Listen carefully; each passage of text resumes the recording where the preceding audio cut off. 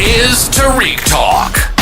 Your host, Tarik Mendes, takes you on a journey with guests from all around the world. Broadcasting around the world. Around the world. This is Tarik Talk.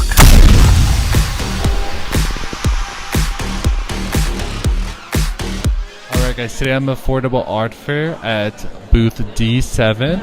Can you help me? I don't know how to pronounce it. Is it Muse Gallery? I think it's called Musee. Musee Gallery? Okay, perfect. And can you tell us how many artists you have here at the booth? We have 10 artists. 10 artists? Awesome. And can you tell us just about one of them that is in the booth? Like which one is... So we have Jina Kwon, who is an artist from South Korea, but she's now working from New York. She's based in New York. And her work is a formalist work, which means that her work purely plays with color and form to make abstraction. Oh, nice. And her work consists of dots and lines, which are the most fundamental building blocks of visual art. Absolutely, and I love that it's so colorful.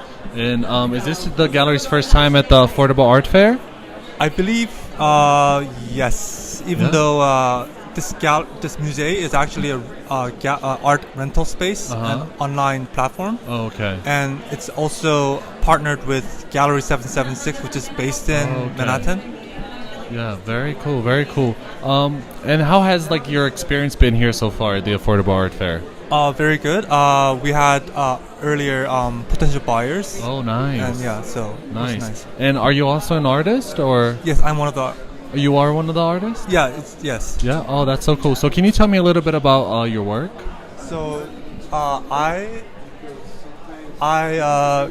primarily paint women. Okay. Because I want to see myself as a woman as well. So, okay, cool.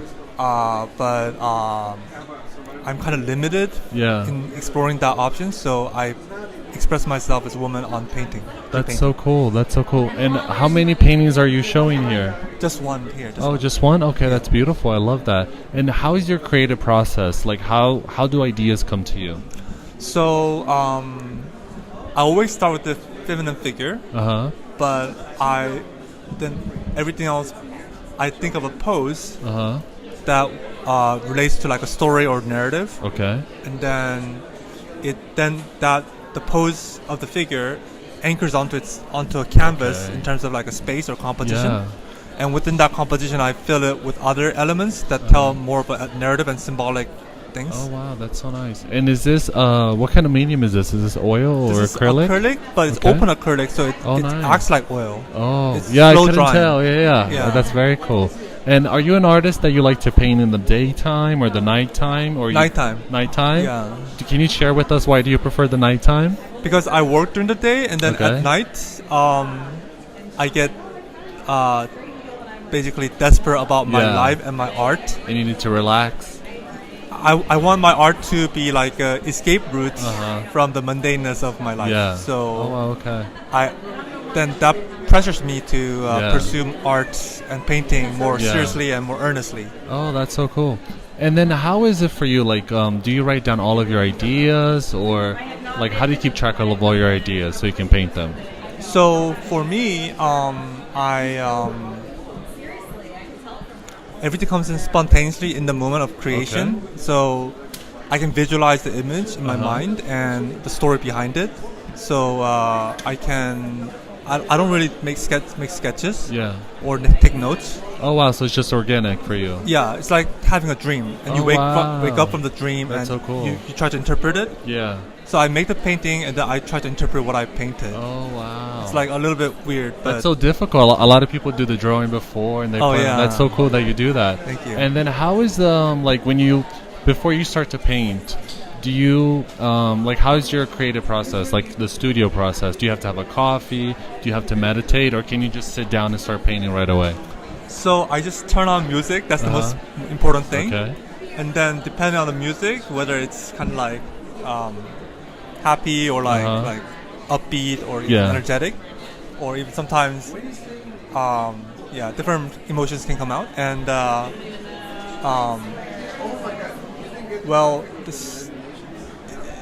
every painting studio, the process will involve painting, but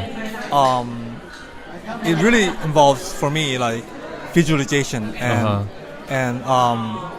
within the mind I can see the form and the colors. Oh, okay. And that allows me to replicate what I see in my mind. That's so cool. That's so cool. And it's a continual cyclical process of seeing something in my mind and putting it down, and then seeing something on top of what I put down. Oh wow. Yeah. That's so cool. And are you an artist, like once you start painting you have to finish the painting, or can you like step back, go to real life, or do you have to like start from like start to finish?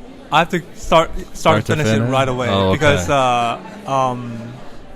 I get very anxious about not finishing the painting. Okay. So I have to finish it that day. Oh, that's very cool. And being an artist, do you find your brain always thinking about ideas? Are you always like having like creativity and visions of art in your brain? I actually think about a lot of things that aren't related to my own art, but could be of use to other people, or things that I haven't explored as an artist, but I can still have the option of exploring that direction in the future. Oh, nice. For example, I recently felt that light could be a form of communication. Like what you mean, like space and universe, kind of like that? What I mean is light consists of energy, right? Yeah. Which consists of waves. Like frequency, yeah. And so you could convert that frequency into a number. Oh, wow, okay. And each number could represent like an alphabet letter, something like that. Yeah, that's so cool. That's such a genius idea. Thank you. That's so cool, yeah.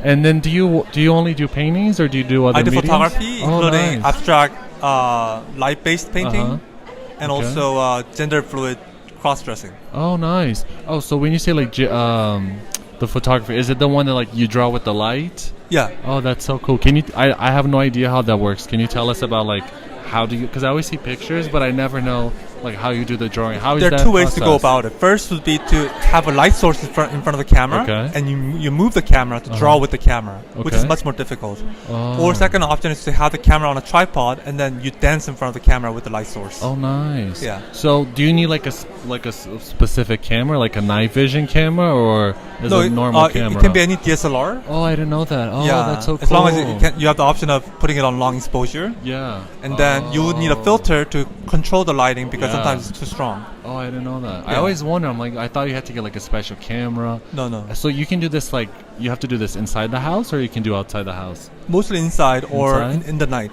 Like in the night. So it just has to be dark. Yes. Oh, okay, cool. And are you working on anything else at the moment? I am a writer for New Visionary magazine. Oh, nice. Which is run by Victoria J. Fry of the Visionary Art Collective, and we feature artists that we find very promising, and we also write reviews of art exhibitions. Okay. Yes. Oh, that's so cool. And are you doing any art fairs later this year or next year? I believe this gallery will return next year as well. Yeah. Oh, okay, cool. Definitely. And do you mind sharing with us your Instagram account so everybody can like look you up and see your artwork? You mean my artist account or the gallery account? Your Instagram account. Oh, so it'll be CHUN. Okay. .PARK.7. Perfect. Well, and then can I ask, what's your background? Where are you from originally? I'm originally from South Korea. Oh, nice. I was born in Seoul, but I grew up in Mokpo. That's so cool. And do you find, because I interview like a lot of international artists, do you think that your background and being from South Korea, like you can see it in your work? Definitely. For example, here you see the lady has black hair. Yes. And it's like it has that the bundling of the hair. I forgot what it's called. The braid. Braided. Yeah, it's braided, and also the nose shape is rounded, so it's more Asian to me. Yeah. And the lady, the monster behind her has really round cheeks, which are kind of feature, I think, is characteristic of Asians. Yeah. Very cool, very cool. Well, it was a pleasure meeting you. Thank you so much for being on the podcast. Hopefully we see each other around on another art fair. Wish you the best of luck. And until next time, thank you again so much. Thanks so much. Thank you for listening to Tarik Talk. Follow Tarik Talk on all social media channels and check out the video interviews online.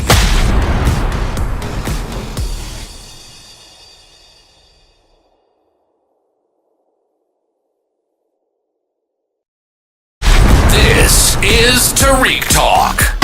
Your host, Tarik Mendes, takes you on a journey with guests from all around the world, broadcasting around the world. Around the world. This is Tarik Talk.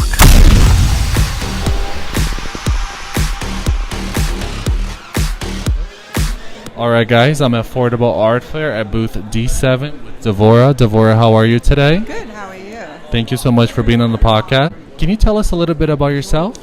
Myself, I'm the curator of this artist at this show. Okay. My name is Deborah Vixer. I'm representing Richard Goldtree. Perfect.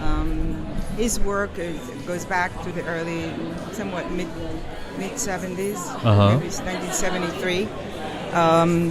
All pre-computer. You can see how beautifully balanced in the graphics are, and he's got an amazing sharp eye for aesthetic and Absolutely. And just symmetry. It's amazing. You don't get those days unless you're working on a computer. That's what's so fascinating about his work. So his background is music and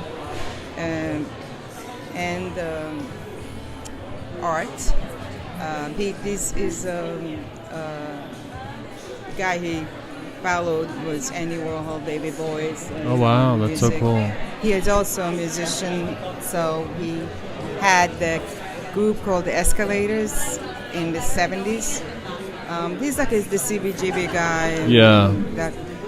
They had 3 albums and a couple 45s, you know. Oh nice. 45 yeah. Kind of.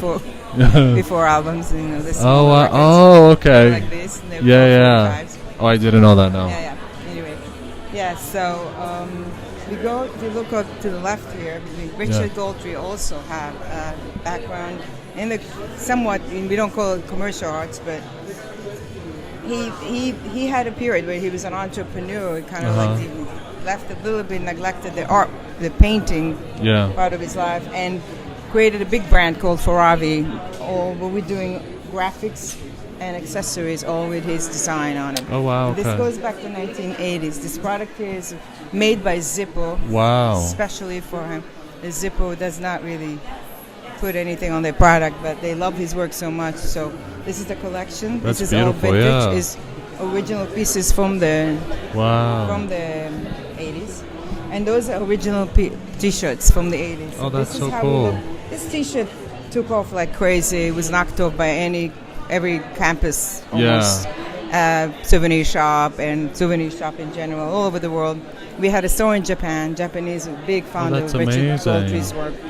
In the 80s, they'll literally come in and the work was folded like this on the shelves, and they were just like, that's so cool. A shopping bag for each T-shirt because the shopping bag were gorgeous and beautiful. What I mean by gorgeous, I mean they're as artistic as the work. Yeah. And we change them periodically, so people like to collect them. Oh, that's so cool. And I see you have 9 works by him.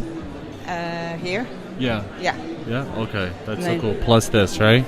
Yeah, but this was just like to see to show a little bit of what he did when he was in the fashion world. Okay. It was like he brought in back in the days, if you had bought a T-shirt, it was a promotional T-shirt. Yeah. We bought the T-shirt into the fashion. Oh wow, we had that's amazing. clothing with these brands. We had jackets, hats. Yeah. If you go and Google, I guess, vintage Ferrari, you'll find lots of products from the 80s. And that's so popular right now too. Yeah, it was very popular. So he's done T-shirts like these. Oh wow! And they were no longer we would bring in T-shirt into like more fashionable. Yeah. Just a T-shirt. That's so cool. We got into combined fashion with the graphic world. And we had a store in East Hampton, so this is just a huge piece above the register with his work. We donated it to the East Hampton Library after we closed that shop. This is a show that he had, a solo show we had before COVID at the One Space Art Space at Tribeca. Oh, okay. This is an installation of Yeah. this. Yeah. Very nice. And is this your first time at the Affordable Art Fair? Yeah, we did the art on paper. Oh, okay. Not this past year, the year before. Okay. And this is the Affordable art. We did a bunch of solos. Oh, nice. Yeah. Okay. And the reaction is huge. Yeah. We have a gallery here that interested to take him to Basel in December. Yeah. And you're going to be at Basel in December? we're hoping, we're negotiating with the Okay. gallery. I just met this gentleman. He's got a huge presence in the Oh, Hamptons. nice. Okay. He's a big collector, and he runs the Hamptons, Southampton Art Show. I So think so.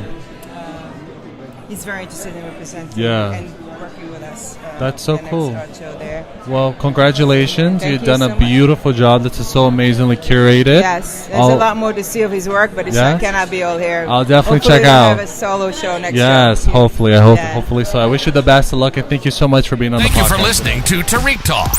Follow Tarik Talk on all social media channels and check out the video interviews online.